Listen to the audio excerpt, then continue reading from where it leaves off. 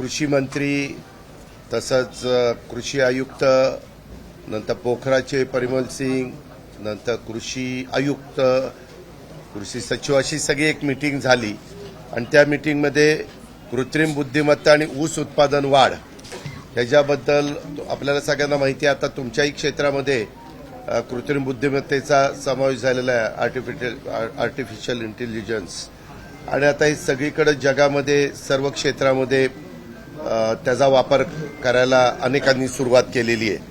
तर आपल्या राज्यामध्ये हा प्रकल्प राबवत असताना आम्ही साधारण 6 पिकं निवडलेली आहेत.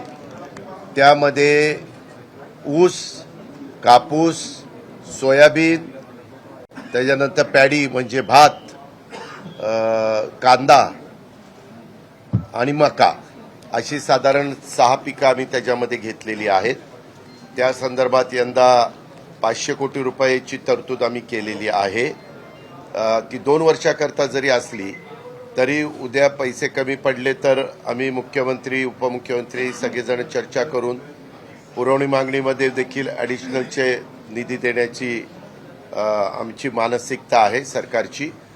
पण आपल्यामध्ये मुख्य शेती हा व्यवसाय असल्यामुळं शेतकऱ्यांना जे काही आम्हाला फायदे मिळवून द्यायचे त्याच्यामध्ये उत्पादनामध्ये वाढ होती. ह्याचा वापर केल्यानंतर मातीची सुपीकता सुधारते. नाहीतर आपण मोठ्या प्रमाणावर रासायनिक खताचा वापर करतो की ज्याच्यामध्ये तेवढ्या खताची गरज नाही आणि त्याच्यामुळं माती खराब होते, जमिनीची सुपीकता कमी त्या ठिकाणी होते. त्याच्यानंतर खतांची मोठ्या प्रमाणावर बचत होते, पाण्यामध्ये खूप मोठ्या प्रमाणावर बचत होते. म्हणजे 50% पाणी वाचतं, खतामध्ये देखील 40 ते 50% खतं वाचतात. आणि हे सगळं करत असताना ऑक्सफर्ड विद्यापीठ आणि मायक्रोसॉफ्टमधील वेगवेगळे काही लोकांचं पण काही कंपन्यांनी टायअप केलेलं आहे, काही संस्थांनी टायअप केलेलं आहे. हे करत असताना राज्यातली जेवढी कृषी विज्ञान केंद्र आहेत, जेवढी कृषी विद्यापीठं आहेत आणि काही खाजगी पण कंपन्या ह्या क्षेत्रामध्ये उतरलेल्या आहेत. अशा पद्धतीनं मग शेतकऱ्याला ते देत असताना पैसे कसे उपलब्ध होणार, त्याच्यामध्ये काय आपल्याला इन्सेंटिव्ह देता येणार, अशा बऱ्याच चर्चा 9 ते जवळपास 10:30 पर्यंत आम्ही 1.5 तास त्या बाबतीमध्ये केली. आमच्या ॲग्रिकल्चर डिपार्टमेंटनी पण प्रेझेंटेशन केलं की महाराष्ट्र सरकार काय करू पाहतंय. काहींनी आम्हाला पण प्रेझेंटेशन केलं की काहींनी जे केलंय चांगलं आणि उत्पन्न वाढलंय ऊसाचं ते कशा पद्धतीनं वाढलं. आज PM ऑफिसमध्ये पण ह्याच्या संदर्भातली PM ऑफिसनी काही सूचना देऊन एक मीटिंग दिल्लीमध्ये लावलेली आहे. त्याला बहुतेक कृषी मंत्री पण हजर राहणार आहेत, इतर पण काही मान्यवर मंत्री हजर राहणार आहेत, अधिकारी हजर राहणार आहेत. असा हा सगळा प्रोग्राम आहे. आणि तो आता बघा खरीप हंगाम जूनमध्ये सुरू होईल. आता एप्रिल महिन्यात आपण आहे. आमची घाई जरा कुठल्याही परिस्थितीत मेपर्यंत तो सगळ्या गोष्टी, आता ही आजची तुमची मीटिंग झाल्यावर प्रेस झाल्यावर मी आपल्या पिंक रिक्षाचा पण रिक्षा वाटपाचा कार्यक्रम तिथं घेतलेला आहे, महिला बालविकासचा.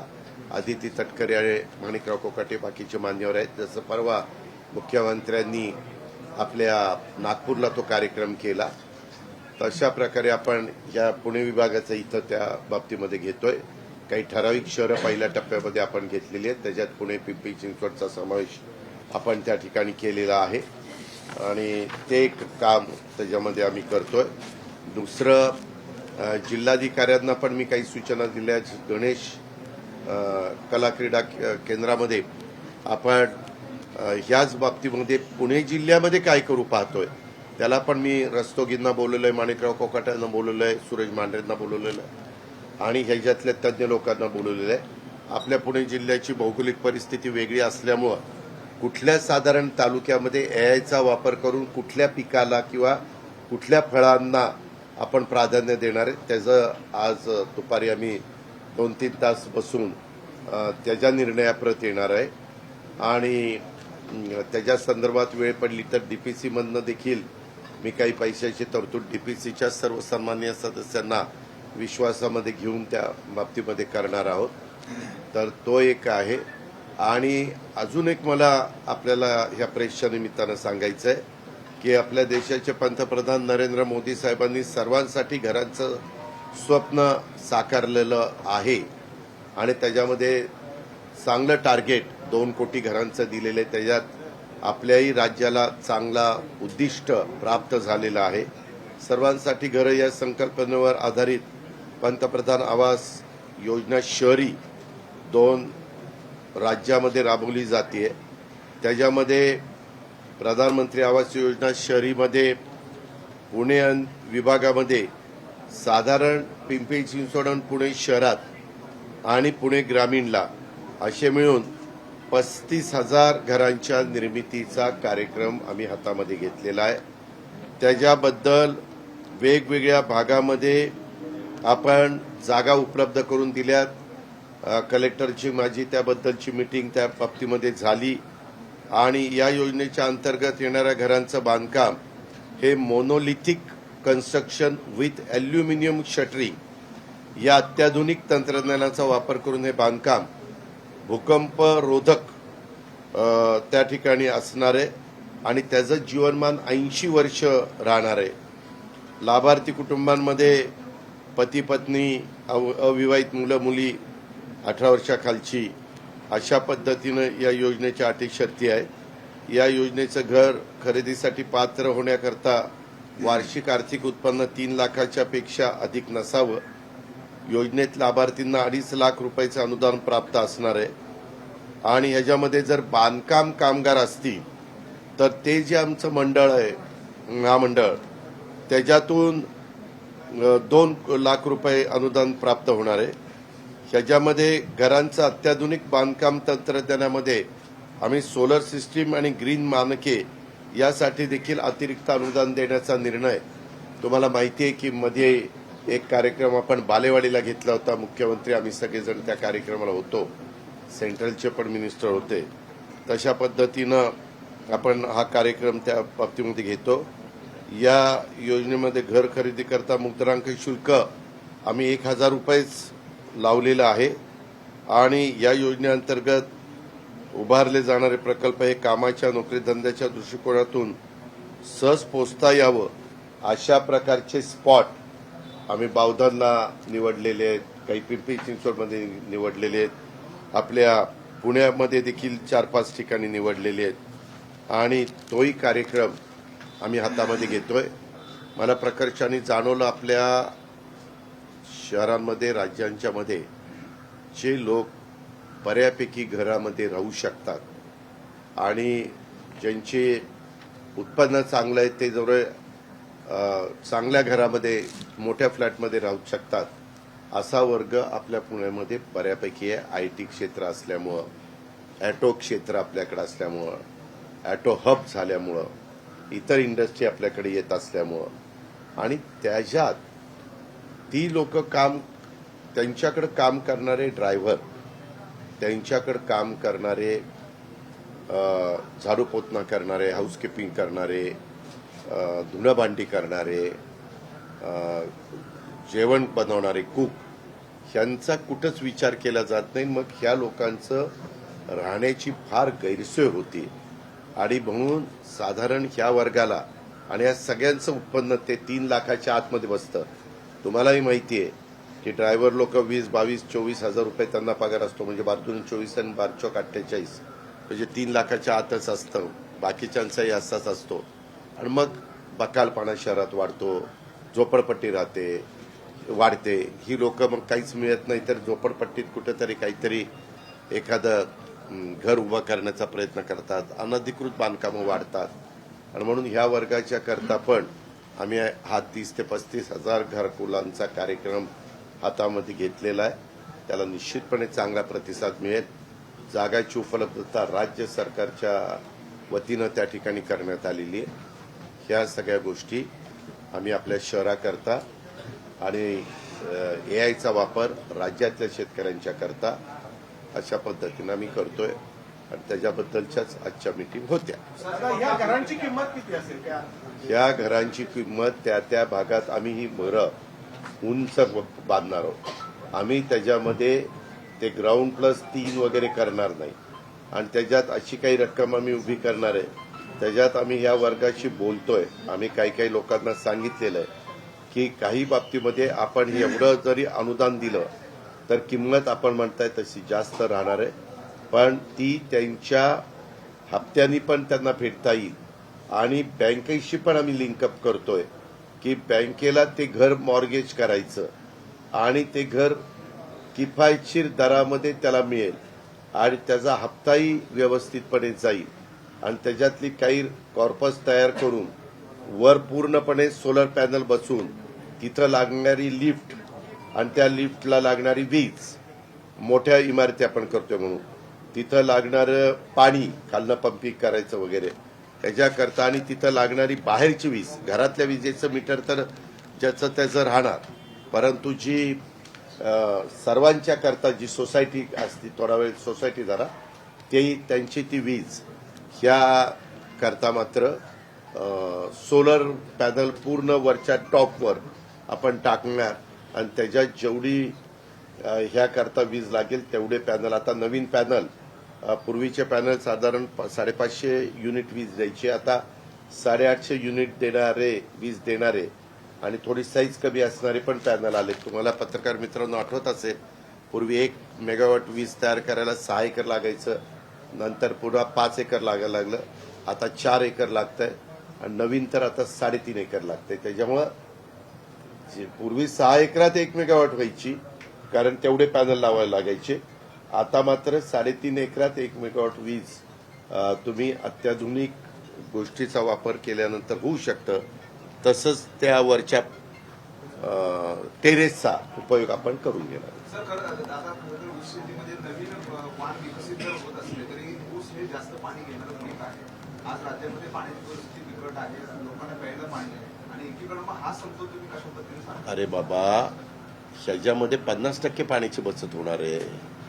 50% पाण्याची बचत म्हटल्यानंतर कितीतरी मोठं काम होणार आहे ना, आणि ते सिद्ध झालेले आहेत. 2-3 वर्षाचे त्याचे प्रयोग झालेले आहेत आणि ते सक्सेस झालेले आहेत आणि त्याच्यातनं ऊसाचं टनेज पण वाढलं, खतं पण कमी लागली आणि शेतकऱ्यांचा फायदा त्याच्यामध्ये होतोय. त्याच्यामुळं पाणी ह्याच्यात जास्त लागणारच नाही, उलट पाण्याची बचत होणार आहे. आणि जिथं पाण्याची कमतरता आहे तिथं आपण असल्या पिकाला प्रोत्साहन देतच नाही. जिथं पाणी बऱ्यापैकी असेल, पाण्याची कमतरता असेल तिथं फळबागांना आपण प्रोत्साहन देतो. जिथं पाणी जरा बऱ्यापैकी असेल तिथं ऊसाला आपण प्रोत्साहन देतोय. जिथं मध्यम पाणी असेल तिथं सोयाबीन, कापूस, मका, कांदा ह्याला प्राधान्य देतोय. आणि जिथं पाणी म्हणजे माझं भंडारा, गोंदिया, गडचिरोली, चंद्रपूर, पालघर, ठाणे आणि कोकणचं पट्टा, त्याच्यात धान म्हणतात, काही पॅडी म्हणतात, काही भात म्हणतात, त्या पिकाला तिथं आपण प्राधान्य देतो. दादा, भोरचे आमदार संग्राम थोपटे भाजपमध्ये प्रवेश करतायत, मग मी काय करू? उद्याच्याला तू कुठल्या चॅनलला आहे? हा, साम टीव्ही. तू उद्या TV 9ला गेला तर तुझा अधिकार आहे ना, तू कुठं जावं? IBM ला गेला, लोकशाहीला गेला, NDTVला गेला, ABP ला गेला, तर तो तुझा अधिकार आहे. तेव्हा का ते एका राजकीय पक्षाचे आमदार होते, आता ते पराभूत झाले. आता त्यांनी काय करावं तो त्यांचा अधिकार आहे. मला त्याबद्दल कॉमेंट्स करण्याचं काहीच कारण नाही.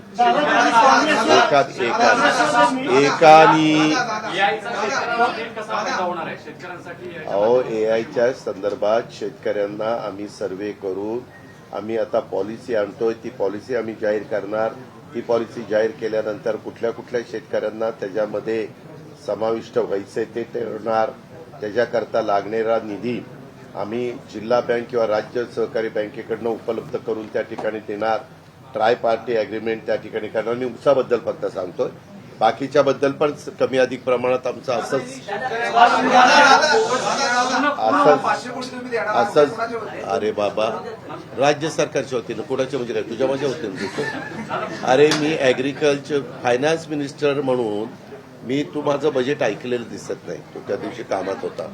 मी अतिशय व्यवस्थित विशद केलं आणि सांगितलेलं आहे. आम्ही एआयचा वापर तर अनेक ठिकाणी करतोय. कॅबिनेटला दरवेळेस एकदा दोन हे असतात, विषय असतात एआयचा वापर करण्याच्या संदर्भामध्ये.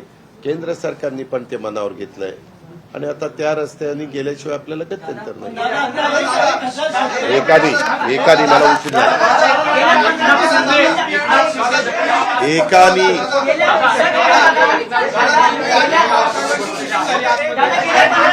एकानी बोला, कळत नाही काय?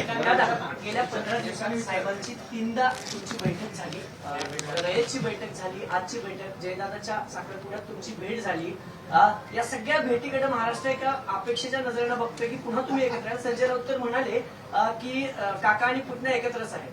ह्यामध्ये परिवारातलं साखरपुड्याचा कार्यक्रम असला तर परिवार म्हणून एकत्र येतात. ही महाराष्ट्रीची संस्कृती परंपरा आहे. ही वर्षानुवर्ष चालत आलेली आहे. त्याच्यात बाकीच्यांनी फार काही चर्चा करण्याचं कारण नाही. तो पवार परिवाराचा अंतर्गत प्रश्न आहे, नंबर 1. नंबर 2, पवारसाहेब ज्या संस्थेचे अध्यक्ष आहेत त्या संस्थेमध्ये मी पण सदस्य म्हणून काम करतो किंवा ट्रस्टी म्हणून काम करतो. उद्याच्याला आम्ही तिथं जातो ते उपमुख्यमंत्री म्हणून जात नाही. रयत शिक्षण संस्थेच्या ह्याच्यात डॉक्टर विश्वजित कदम, रामशेठ ठाकूर, ज्यांचे चिरंजीव प्रशांत ठाकूर भाजपचे आमदार आहेत, आपले दिलीप वळसे पाटील, अनिल पाटील कर्मवीरांच्या वारसदार, असे अनेक जण वेगवेगळे, मी सगळ्यांची नावं घेत नाहीत, असे अनेक मान्यवर त्याच्यामध्ये आहेत. त्याच्यावर रयत 4.5 लाख सर्वसामान्य गोरगरिबांच्या मुलांना शिक्षण देणारी संस्था आहे. इथं असणाऱ्यापैकी कुणी ना कुणी रयतमध्ये शिक्षण 100% घेतलं असेल. आणि एक चांगली संस्था कर्मवीर अण्णांनी काढली. त्याचे पहिले अध्यक्ष चव्हाणसाहेब होते, नंतर अध्यक्ष वसंतदादा झाले, आता पवारसाहेब आहे. त्याच्यावर तिथं पण एआयचा काय आपण वापर करू शकतो, नवीन शिक्षण कशा पद्धतीनं आपण त्या मुलांना मुलींना देऊ शकतो, त्याच्याकरता फंड्स कसे उभे करू शकतो, म्हणून ती मीटिंग होती. ती आपल्या मुलामुलींच्या भल्याकरताच होती. ती चर्चेमध्ये मी त्याकरता गेलेलो होतो. आज इथं झाली, हे पण एआयच्या संदर्भातलं काम आहे. आता त्याबद्दल जर आम्ही शासनामध्ये काम करतोय, मी किंवा माणिकराव कोकाटे वगैरे बाकीचे मान्यवर, त्याच्यामुळं ज्याच्यातून राज्याला फायदा होणार असेल, राज्यातल्या शेतकऱ्यांचा फायदा होणार असेल, राज्याचं शेतकऱ्यांचं उत्पादन वाढणार असेल, राज्यातल्या शेतकऱ्यांचं पाण्याची बचत, खताची बचत होणार असेल, तर या गोष्टी केल्या पाहिजेत. ह्याच्यामध्ये देवाणघेवाण केली पाहिजे. ज्याला जी माहिती आहे ती माहिती तिथं दिली पाहिजे आणि त्याच्यातनं पुढे गेलं पाहिजे. ह्या तर गोष्टी कुठंच अडचणीच्या नाहीत ना. त्याकरता अशा वेळेस बसावं लागतं. आता अनेकदा पंतप्रधान पण इतर मान्यवरांना बोलवतात आणि चर्चा करतात. मुख्यमंत्री पण अनेकदा सर्व पक्षीय विरोधकांना बोलून त्या ठिकाणी चर्चा करतात. काही विषय असे असतात की ते राजकारणाच्या पलीकडे बघायचे असतात. सगळ्याच गोष्टीत राजकारण आणायचं नसतं. सगळ्याच गोष्टीत आता निवडणुका झाल्यात, भारत सरकारच्या झाल्यात, महाराष्ट्र सरकारच्या झाल्यात. तिथं 5 वर्षाकरता सरकार आलं, इथं 5 वर्षाकरता सरकार आलं. जनतेला काही गोष्टीला आम्ही बांधील आहोत. आम्ही काही शब्द जनतेला दिलेले आहेत आणि त्याची पूर्तता करण्याच्या करता अनेकांच्या मध्ये काही अनुभवाच्या बद्दलचे बोल असतील, काहींनी अभ्यास केलेला असेल, काहींचीकडे अधिकची माहिती असेल, तर त्या माहितीची विचाराची देवाणघेवाण, माहितीची देवाणघेवाण करणं हे आपल्या महाराष्ट्राला 1 मेला महाराष्ट्र दिन आहे, कामगार दिन आहे. 65 वर्ष महाराष्ट्राच्या निर्मितीला होत आहेत आणि ते महत्वाचं सुसंस्कृत महाराष्ट्रामध्ये सुसंस्कृतपणा कसा असला पाहिजे हे चव्हाण साहेबांनी आपल्याला शिकवलेलं आहे. आणि त्या पद्धतीनं आम्ही ह्या वेगवेगळ्या मिटिंगला मी तरी हजर आहे. अमरावतीमध्ये जिल्हा रुग्णालयामध्ये एका रुग्णाला स्ट्रेचरवरून नेण्यात आलं, त्याच्या नातेवाईकांच्या हातात सलाईन देण्यात आली, सलाईनची बॉटल. मी माहिती घेतो बाबा. बघ, मी तुला सांगू का, तुम्ही जे प्रश्न विचारतात सगळ्याच प्रश्नाचं तोंडपाठ माझ्याकडे उत्तर नसतं. पण तुम्ही असं लक्षात आणून दिल्यानंतर मी जरूर गाडीत बसल्यानंतर अमरावतीच्या कलेक्टर किंवा विभागीय आयुक्ताला फोन लावेल काय नक्की झालंय. कारण तुम्ही ज्यावेळेस प्रश्न विचारता त्यावेळेस तो तुमचा अधिकार आहे, तो तुमचा हक्क आहे, तो तुम्हाला संविधानाने घटनेने दिलेला आहे. पण त्याच्याबद्दल दुसरी पण बाजू काय आहे, कारण मी उत्तर देताना उपमुख्यमंत्री म्हणून देणार, त्याच्यामुळे मला ती पण बाजू समजून घ्यायला पाहिजे. ती मी जरूर समजून घेईन आणि त्याच्यात काही चुकीचं घडलं असेल तर योग्य ती कारवाई संबंधितांच्यावर करण्याच्या त्या हल्ल्यामध्ये राष्ट्रवादी आणि काँग्रेसचा हात असल्याचा खळबळजनक दावा माधव बंधारेंनी केला. चौकशी करावी. आज भारत सरकार आपल्या ताब्यात आहे, राज्य सरकार आपल्या ताब्यात आहे, पोलीस यंत्रणा आपल्या ताब्यात आहे. चौकशी करायची, चौकशी करून त्याच्यात तथ्य असेल तर जो दोषी असेल त्याच्यावर कारवाई करू.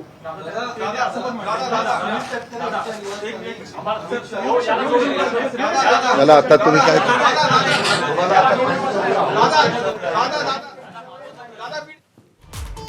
तर शरद पवारांसोबत जी बैठक झाली त्या संदर्भात अजित पवारांनी विस्तृतपणे भाष्य केलेलं आहे. कृषी क्षेत्रामध्ये आधुनिकीकरण आणण्यासाठी काय काय उपाययोजना करता येतील या संदर्भात सविस्तर चर्चा झाल्याचं सांगितलेलं आहे आणि त्याचप्रमाणे महाराष्ट्राची राजकीय संस्कृती ही कायमच एकमेकांच्या सहकार्यानं राजकारण करण्याची असल्याचं देखील ते म्हणाले. एबीपी माझा, उघडा डोळे बघा नीट.